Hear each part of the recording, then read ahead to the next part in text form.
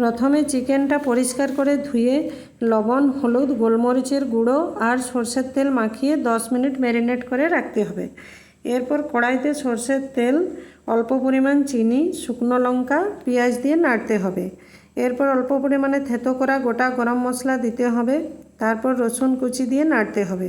পেঁয়াজ রসুন হাফ ভাজা হয়ে গেলে ক্যাপসিকাম দিতে হবে। ক্যাপসিকাম কিছুটা ভাজা হলে টমেটো দিয়ে ঢাকা দিতে হবে। টমেটো নরম হয়ে আসলে আরও কিছু কাঁচা লঙ্কা আর আদা দিয়ে নাড়তে হবে।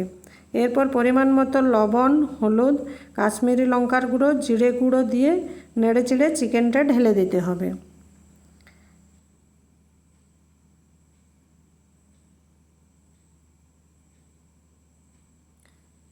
ঢাকা দিয়ে দিয়ে কষতে হবে আর অল্প পরিমাণ গরম জল দিলে ফুটিয়ে নিলে স্পাইসি চিকেন রেডি হয়ে যাবে।